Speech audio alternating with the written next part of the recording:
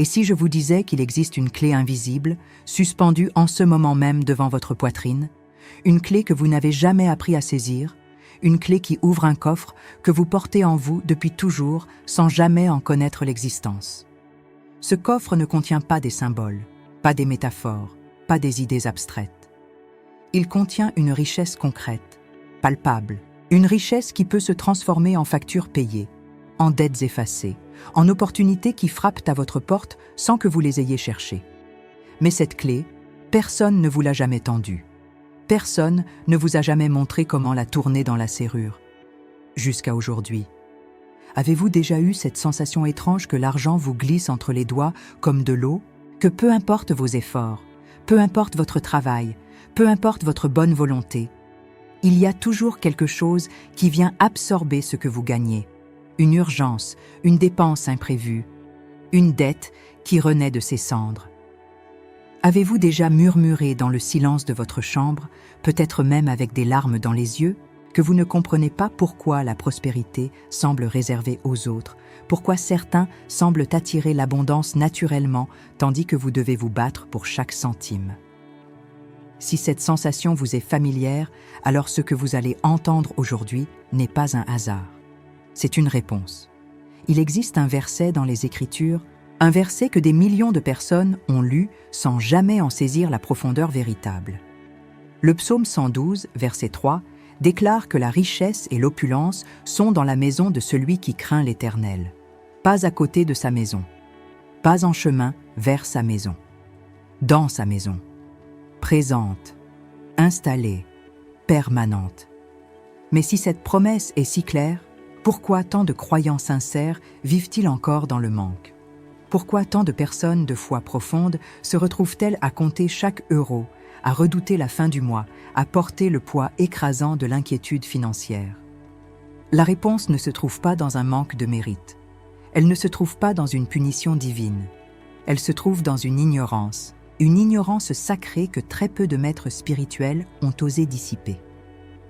Florence Scovel Shinn, cette femme extraordinaire qui a traversé le début du XXe siècle en portant une lumière que la plupart de ses contemporains n'étaient pas prêts à recevoir, a consacré sa vie à révéler ce secret.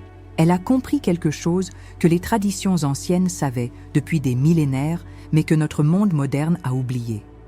Elle a compris que la parole n'est pas un simple véhicule de communication. La parole est un acte de création. Chaque mot que vous prononcez est une semence jetée dans le sol invisible de l'univers. Et cette semence, qu'elle soit prononcée avec conscience ou dans la distraction du quotidien, finit toujours par germer. Avant d'aller plus loin, j'aimerais savoir quelque chose. De quelle ville m'écoutez-vous en ce moment? De quel endroit du monde cette voix vous parvient-elle?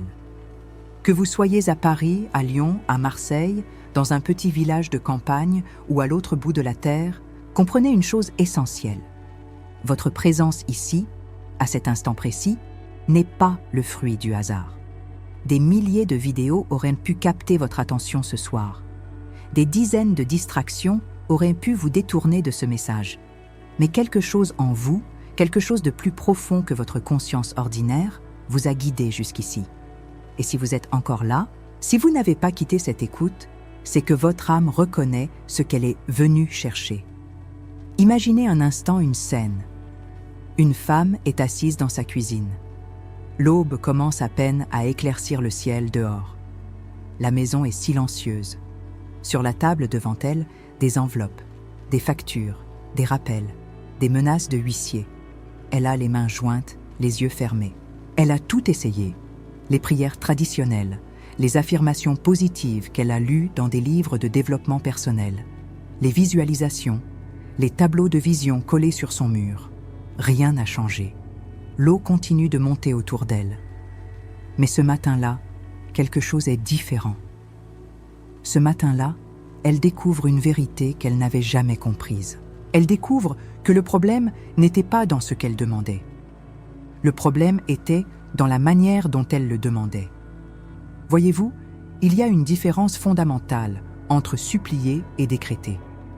Il y a un gouffre immense entre répéter des phrases comme un automate anxieux et prononcer une parole avec l'autorité tranquille de celui qui sait. Quand vous suppliez, vous envoyez au tissu même de la réalité un message de manque. Vous dites essentiellement que vous n'avez pas, que vous doutez de recevoir, que vous espérez mais sans vraie certitude.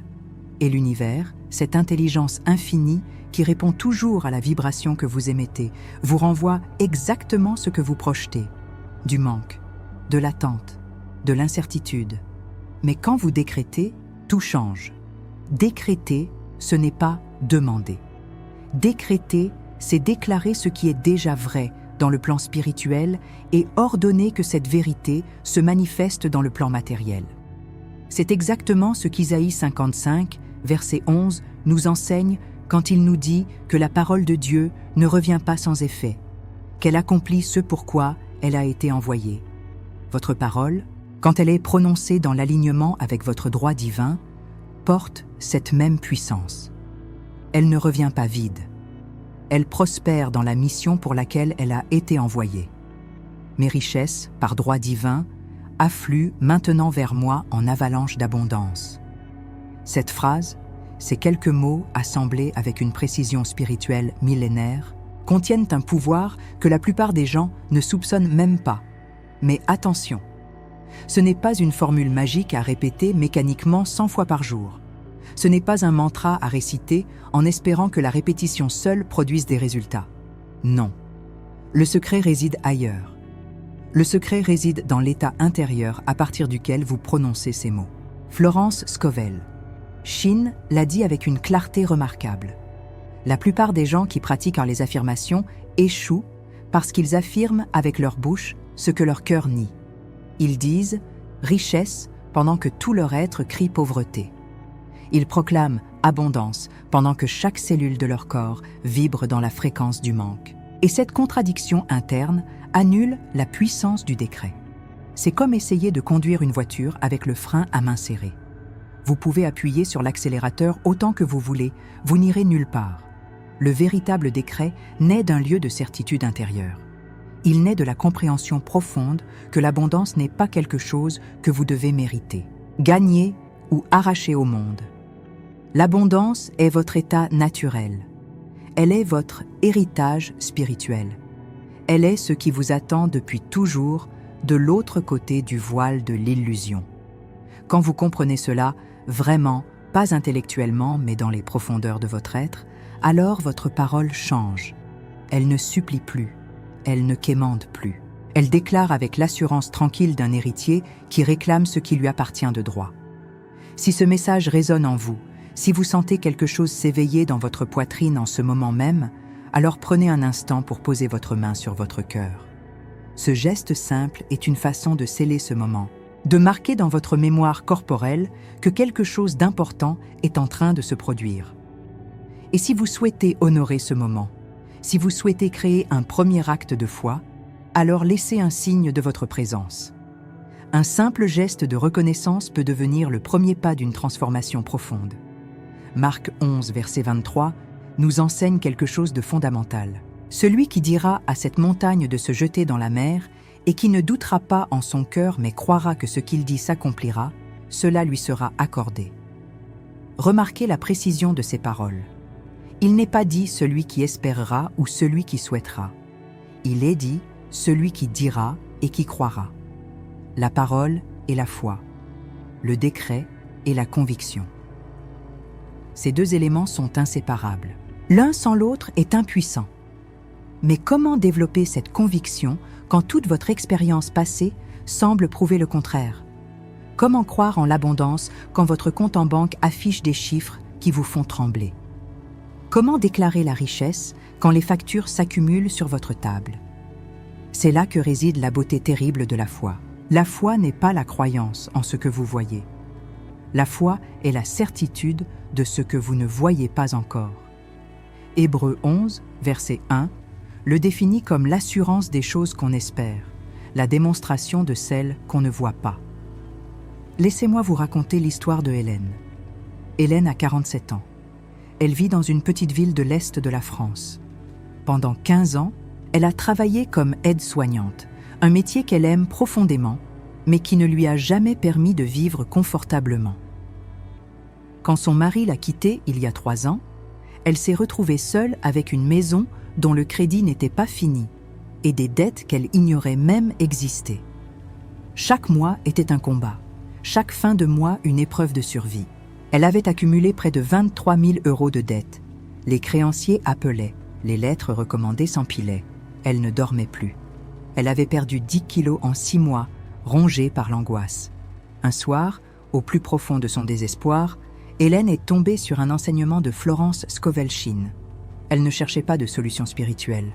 Elle cherchait juste quelque chose pour calmer son esprit, pour pouvoir fermer les yeux quelques heures. Mais ce qu'elle a entendu cette nuit-là a changé sa vie. Elle a compris que chaque parole qu'elle prononçait depuis des années renforçait sa prison. « Je n'y arriverai jamais. L'argent me fuit. Je suis condamnée à ramer toute ma vie. » Ces phrases, répétées des milliers de fois dans le secret de ses pensées, avaient creusé le sillon de sa réalité. Le lendemain matin, Hélène s'est réveillée avant l'aube. Elle s'est assise en silence. Elle a respiré profondément. Et pour la première fois de sa vie, elle a prononcé un décret au lieu d'une supplication.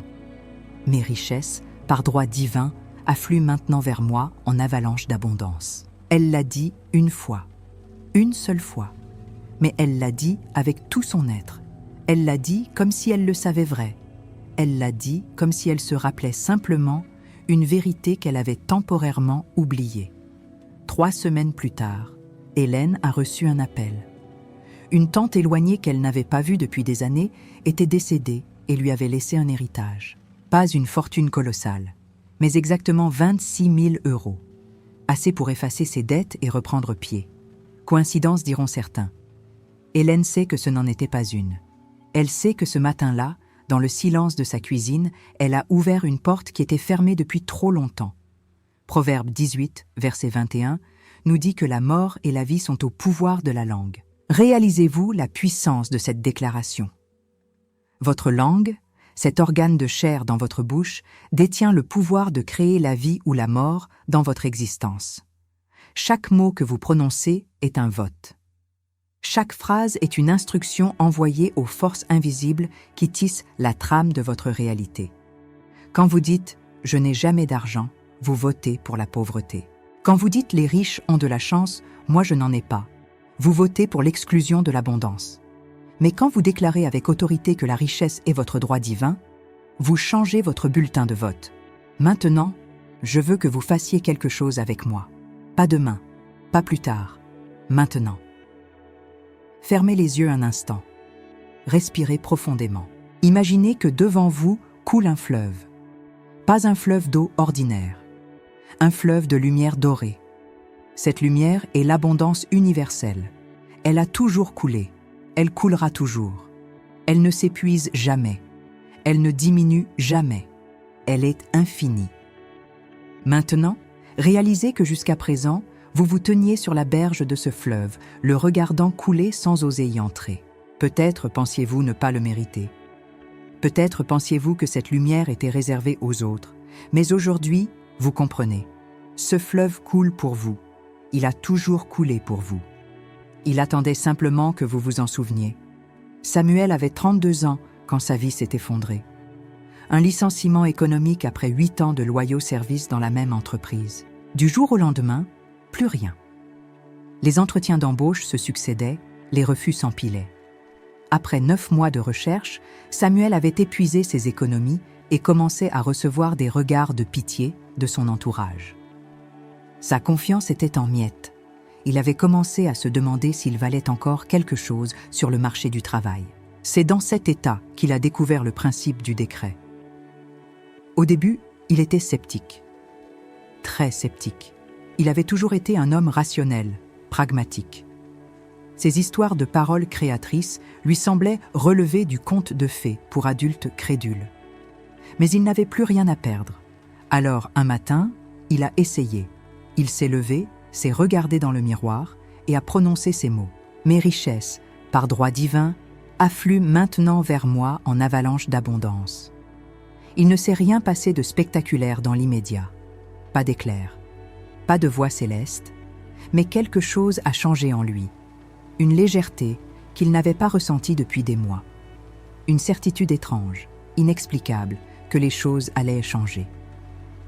11 jours plus tard, son téléphone a sonné. Une entreprise qu'il avait contactée 6 mois auparavant et qui n'avait jamais donné suite venait de perdre un candidat et se souvenait de son dossier. Il lui proposait un poste avec un salaire supérieur de 30% à son ancien emploi. Samuel travaille là-bas depuis maintenant 2 ans. Il n'a plus jamais douté du pouvoir de la parole. Si vous êtes encore là, si vous continuez à écouter ces mots, comprenez que ce n'est pas un accident. Il y a une raison pour laquelle vous n'avez pas fermé cette vidéo. Il y a une raison pour laquelle quelque chose en vous refuse de partir. Cette raison, c'est que vous êtes prêt. Peut-être que vous n'étiez pas prêt hier. Peut-être que vous ne serez plus prêt demain de la même manière. Mais en cet instant précis, quelque chose en vous s'ouvre. Quelque chose en vous reconnaît la vérité de ce message. Et cette reconnaissance est le premier pas vers la transformation. Jacques, chapitre 1, verset 6, nous avertit de demander avec foi, sans douter. Car celui qui doute est semblable au flot de la mer, agité par le vent et poussé de côté et d'autre. Qu'un tel homme ne s'imagine pas qu'il recevra quelque chose du Seigneur. La foi n'est pas une option. La foi est la condition sine qua non. Sans elle, vos paroles sont des coquilles vides. Avec elle, vos paroles deviennent des décrets qui restructurent la réalité même. Je voudrais maintenant vous guider à travers quelque chose de simple, mais de profondément puissant. Ce n'est pas un rituel compliqué. Ce n'est pas une cérémonie qui nécessite des bougies, des encens ou des objets particuliers. C'est simplement un moment de vérité entre vous et l'univers. Un moment où vous allez prononcer une parole avec l'intention qu'elle soit entendue, reçue et manifestée. Trouvez un endroit calme. Si vous êtes dans les transports, dans un lieu public, vous pouvez simplement fermer les yeux et créer ce sanctuaire en vous-même. Prenez 3 respirations profondes. À chaque expiration, laissez partir les doutes, les peurs, les souvenirs de tous les moments où vous avez eu l'impression que l'abondance vous était refusée. À chaque inspiration, imaginez que vous aspirez la lumière dorée de ce fleuve dont je vous ai parlé. Sentez cette lumière remplir votre poitrine. Sentez-la irradier dans tout votre être. Maintenant, avec la conviction tranquille de celui qui réclame son héritage, prononcez ces mots. Vous pouvez les dire à voix haute si vous êtes seul, ou les déclarer silencieusement, mais avec la même intensité intérieure. Mes richesses, par droit divin, affluent maintenant vers moi en avalanche d'abondance. Prononcez-les une fois, une seule fois, mais prononcez-les comme si vous les saviez vraies, comme si vous vous rappeliez simplement une réalité que vous aviez temporairement oubliée. Pas comme une supplication, pas comme un espoir, comme une déclaration de ce qui est. Après avoir prononcé ces mots, restez simplement dans le silence. Ne répétez pas, ne rajoutez pas. Ne commencez pas à douter ou à analyser. Le décret a été envoyé. Comme une flèche qui a quitté l'arc, il poursuit maintenant sa trajectoire vers sa cible. Votre travail n'est plus de pousser. Votre travail est maintenant de recevoir, de rester ouvert, d'observer les signes, car ils viendront. Peut-être pas sous la forme que vous attendez, peut-être pas dans le délai que vous imaginez, mais ils viendront. La parole prononcée avec foi ne revient jamais vide. Nathalie était mère célibataire de 2 enfants. À 41 ans, elle jonglait entre un emploi à temps partiel et les exigences de sa vie familiale. Chaque mois était un casse-tête mathématique. Payer le loyer ou acheter les fournitures scolaires, remplir le réfrigérateur ou payer la facture d'électricité. Elle avait honte de sa situation. Elle se sentait comme une mauvaise mère, incapable de donner à ses enfants ce qu'ils méritaient. La nuit, quand ils dormaient, elle pleurait en silence. Un jour, une collègue lui a parlé de ce principe du décret. Nathalie a d'abord ri, puis elle a réfléchi. Qu'avait-elle à perdre? Elle n'avait plus la force de lutter de la même manière, alors elle a essayé. Dans le noir de sa chambre, après avoir bordé ses enfants, elle a murmuré ces mots. « Mes richesses, par droit divin, affluent maintenant vers moi en avalanche d'abondance. » 2 semaines plus tard, son employeur l'a convoquée. Elle a cru qu'elle allait perdre son travail. Mais au lieu de cela, on lui a proposé un poste à temps plein dans un autre département avec une augmentation de 850 € par mois. Une collègue qui devait prendre ce poste avait décliné à la dernière minute. Et quelqu'un s'était souvenu de Nathalie. Elle n'avait même pas postulé. L'opportunité était venue à elle. Aujourd'hui, Nathalie ne pleure plus la nuit. Elle dort paisiblement, sachant que ses enfants ont ce dont ils ont besoin. Elle a même commencé à mettre de l'argent de côté chaque mois, quelque chose qu'elle croyait impossible il y a encore quelques semaines. Elle dit souvent que ce moment dans le noir de sa chambre a été le tournant de sa vie. Le moment où elle a cessé de supplier et commencé à réclamer ce qui lui appartenait. Matthieu 7, verset 7, nous exhorte à demander et nous recevrons, à chercher et nous trouverons, à frapper et la porte nous sera ouverte. Mais comprenez la nuance. Il ne s'agit pas de demander comme un mendiant qui espère une aumône. Il s'agit de demander comme un enfant qui sait que son père a les moyens de lui donner ce dont il a besoin. Il s'agit de demander avec la certitude que la réponse est déjà en chemin. Il s'agit de frapper à la porte, non pas dans l'espoir qu'elle s'ouvre, mais dans la conviction qu'elle va s'ouvrir. Si ces témoignages vous touchent, si vous sentez que ce message était destiné à vous trouver, alors je vous invite à faire quelque chose de simple, mais de significatif. Partagez cette lumière avec quelqu'un qui en a besoin. Pensez à cette personne dans votre vie qui traverse des difficultés financières, qui porte le poids de l'inquiétude sur ses épaules, qui a peut-être perdu espoir. Envoyez-lui ce message, non pas comme un conseil ou une leçon, mais comme un cadeau, comme une main tendue dans l'obscurité. L'abondance n'est pas un gâteau dont chaque part prise diminue ce qui reste pour les autres. L'abondance est un océan infini.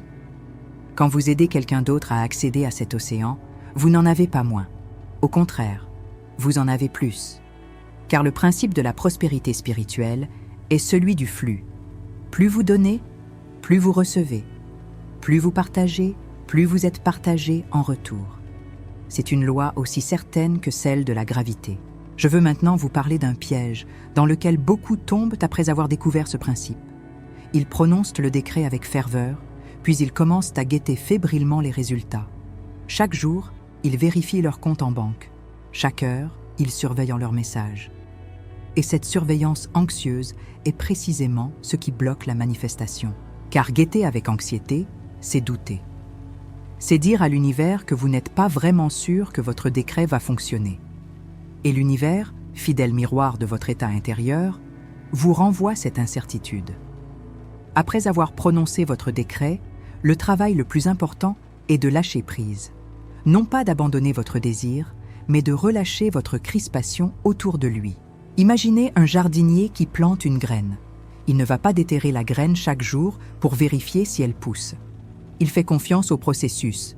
Il arrose, il patiente, il sait que dans l'obscurité de la terre, quelque chose de miraculeux est en train de se produire. Soyez ce jardinier. Ayez cette patience. Ayez cette foi dans le processus invisible. Certains d'entre vous se demandent peut-être si ce principe fonctionne vraiment pour tout le monde. Vous vous dites peut-être que vous êtes différent, que votre situation est particulière, que les forces qui vous maintiennent dans le manque sont trop puissantes. Je comprends ce doute. Je le respecte même. Mais je dois vous dire quelque chose d'important. Ce doute lui-même est l'obstacle. Tant que vous vous considérerez comme l'exception, vous créerez votre propre exclusion. La loi de la parole créatrice ne fait pas de discrimination. Elle ne regarde pas votre passé, votre éducation, votre statut social. Elle répond simplement à la vibration que vous émettez.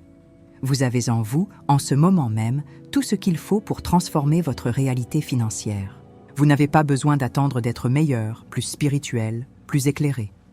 Vous êtes déjà qualifié, non pas par vos mérites personnels, mais par votre nature même d'être créé à l'image du Créateur. Genèse 1, verset 27, nous rappelle cette vérité fondamentale. Vous êtes fait à l'image de celui qui a créé les mondes par sa parole. Cette même puissance créatrice réside en vous. Elle n'attend que votre permission pour s'exprimer. Mes richesses, par droit divin, affluent maintenant vers moi en avalanche d'abondance. Je vous invite à graver ces mots dans votre mémoire. Pas comme une formule à réciter mécaniquement, mais comme une vérité à incarner. Laissez ces mots devenir une partie de vous. Laissez-les résonner dans votre esprit quand vous vous réveillez le matin. Laissez-les vous accompagner quand le doute tente de s'infiltrer. Ils sont votre bouclier. Ils sont votre épée. Ils sont la clé que vous avez enfin appris à utiliser. Le psaume 112, verset 3, n'est pas une promesse lointaine pour un futur hypothétique. C'est une description de votre état naturel quand vous êtes aligné avec votre identité véritable. La richesse et l'opulence dans votre maison ne sont pas des récompenses pour bonne conduite. Elles sont le reflet naturel d'une conscience qui a cessé de résister à l'abondance. Elles sont ce qui se produit quand vous arrêtez de vous battre contre le courant et que vous vous laissez porter par le fleuve de lumière qui a toujours coulé pour vous. En cet instant, je veux que vous visualisiez quelque chose. Imaginez-vous dans quelques semaines, quelques mois peut-être. Imaginez-vous ouvrir une enveloppe, lire un message, recevoir un appel qui change tout.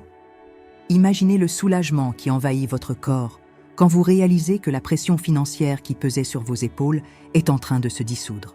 Imaginez le sourire qui se dessine sur votre visage quand vous comprenez que quelque chose a vraiment changé.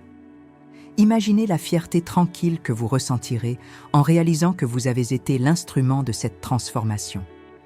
Ce n'était pas la chance, ce n'était pas le hasard. C'était vous, prenant possession de votre pouvoir créateur. Cette visualisation n'est pas un exercice futile. C'est une forme de décret silencieux. Quand vous voyez votre avenir avec cette clarté, vous envoyez un signal puissant à l'univers. Vous déclarez que vous êtes prêt à recevoir. Vous préparez le terrain pour la manifestation. Plus votre vision est claire et chargée d'émotions positives, plus elle a de puissance pour attirer sa propre réalisation. Si vous avez écouté jusqu'ici, vous faites partie d'une minorité précieuse. La plupart des gens auront quitté cette vidéo bien avant. La plupart auront jugé trop vite, rejeté sans comprendre, ou simplement manqué la patience nécessaire. Mais vous, vous êtes restés. Vous avez écouté. Vous avez reçu. Et cette persévérance est un signe. Elle indique que quelque chose en vous est vraiment prêt pour le changement. Honorez cette partie de vous. Elle vous a guidé jusqu'à ce moment pour une raison. Je vous invite maintenant à sceller votre engagement de la manière qui vous semble juste. Pour certains, ce sera de s'abonner à ce canal pour continuer à recevoir ces enseignements. Pour d'autres, ce sera de laisser un commentaire, une simple phrase qui déclare votre intention. Quelque chose comme « Mes richesses affluent vers moi » ou « Je reçois mon abondance ». Ce n'est pas pour moi que vous ferez cela. C'est pour vous. C'est un acte de foi visible. C'est une manière de dire à l'univers et à vous-même que vous prenez cette vérité au sérieux. Il y a un pouvoir particulier dans la déclaration publique. Quand vous écrivez vos mots, quand vous les rendez visibles aux yeux des autres, vous leur donnez une densité supplémentaire. Vous passez du domaine de la pensée privée au domaine de l'engagement manifeste. Et cet engagement renforce votre propre conviction. C'est un cercle vertueux qui amplifie la puissance de votre décret initial. Rappelez-vous toujours que vous n'êtes pas seul dans ce voyage. Des millions de personnes avant vous ont découvert ce principe et transformé leur vie grâce à lui. Des millions d'autres le découvrent en ce moment même. Vous faites partie d'une communauté invisible, mais réelle, de personnes qui ont choisi de cesser de subir leur réalité financière pour commencer à la créer consciemment. Cette communauté vous soutient, même sans le savoir. Chaque décret que vous prononcez renforce le champ de possibilités pour tous les autres. Et chaque décret qu'il prononce renforce le vôtre. Florence Scovel Shinn disait que l'homme ne peut recevoir que ce qu'il se voit recevoir. Cette phrase contient une sagesse profonde. Votre capacité à recevoir l'abondance est directement proportionnelle à votre capacité à la voir venir vers vous. Si vous vous voyez constamment dans le manque, vous créez un plafond invisible que la prospérité ne peut pas franchir. Mais si vous vous voyez recevant avec joie et gratitude les bienfaits de l'univers, vous ouvrez les vannes. Vous permettez au fleuve de couler vers vous sans obstruction. Je veux vous laisser avec cette pensée finale. Ce que vous avez entendu aujourd'hui n'est pas de l'information. C'est de la transformation en puissance. L'information reste dans la tête. La transformation descend dans le cœur et change votre vie. La différence entre les deux, c'est ce que vous faites avec ce que vous avez reçu. Si vous rangez ces mots dans un coin de votre mémoire et retournez à votre vie habituelle, rien ne changera. Mais si vous prenez ces mots, les incarner, les vivez, les prononcer avec foi, alors tout peut changer. Mes richesses, par droit divin, affluent maintenant vers moi en avalanche d'abondance. Ces mots sont maintenant les vôtres. Ils vous appartiennent. Ils sont la clé que vous avez cherchée, consciemment ou non, depuis peut-être des années. Utilisez-les. Pas comme un test pour voir si ça marche, pas comme une expérience curieuse, mais comme un retour à la maison, comme une réappropriation de ce qui vous a toujours appartenu. J'envoie la parole de Dieu sur cette situation et elle ne revient pas vide. Elle prospère dans la mission pour laquelle elle a été envoyée. Que la paix soit avec vous, que l'abondance vous trouve où que vous soyez, et que votre vie, dès ce jour, soit le témoignage vivant de la puissance de la parole prononcée avec foi.